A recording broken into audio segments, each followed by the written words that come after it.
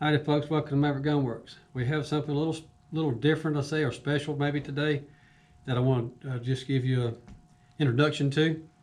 And this being a Civil War era reproduction of what the snipers would have used back in that time. You think of 150 years ago that this would have been a sniper rifle.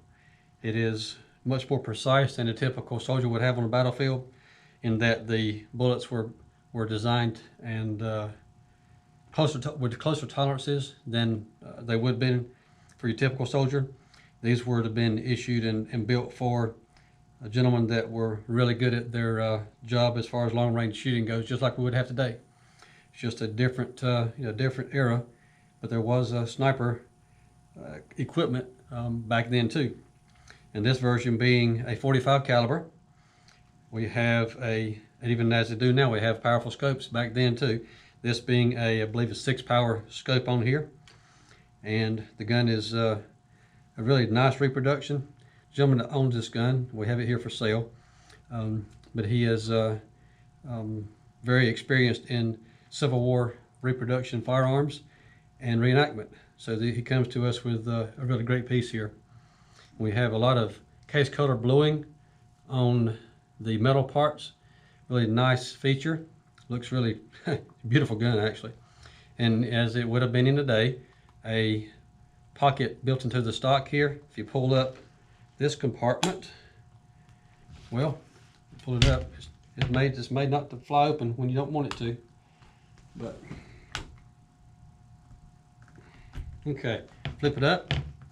I got it up now, and it will be a compartment where you would be able to store your jag, your cleaning equipment that will go into your cleaning rod.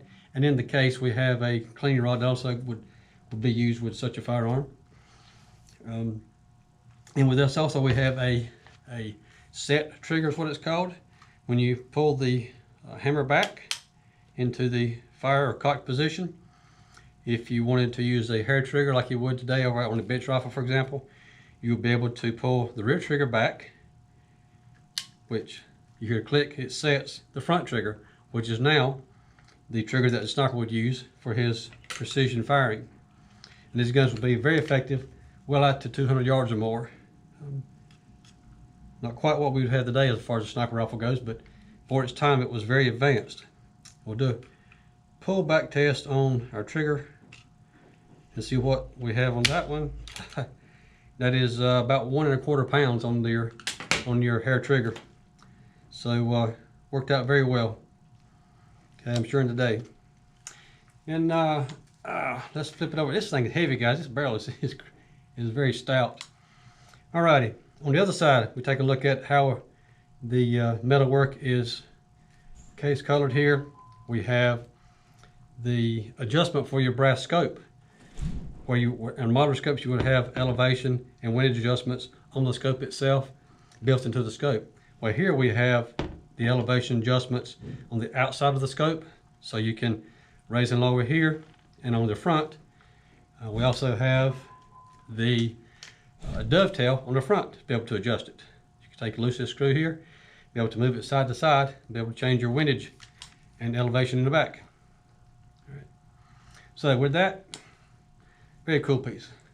Just thought it'd be interesting to show folks that there are such things still out there and being made today, and this is a really great example of that era. Some of the equipment that would have been gone with it. Okay, for example, we have our typical powder flask that would have been used, and in this case, a sniper would have this with him also. Keep it around his neck, a small funnel to put into the end of his barrel to be able to pour his powder in and not damage the rifling or the crown on the barrel. Just as you would today, you want to keep everything as precise as possible. And then this little gadget is something that was very unique to me, at least. And I'm not a Civil War aficionado by no means, but this is very cool. Here we have, of all things, this in a day would have been a rangefinder. The soldier would be able to pull this out in front of him and move. This has a sliding scale on it, try to see here. You watch the scale move up and down. So what you would do is put the, look through the top hole, and if your target was however far out it was, you would move your scale up and down so the target would be in that window of height-wise, and then look at your scale markings on it, and that would help determine how far the target was away. That gives the sniper some indication as to where he would need to hold over for his scope to be able to hit the target, you know, at 150 to 200 yards away. So really neat product. Okay, it's been very cool to have this available for us. And all right, with that, hope that gives you some enlightenment a little bit on how things would have been back in the Civil War. This is a great item to be able to have access to it here. Anyways, thanks for watching, guys. Come check us out at Maverick Gun Works.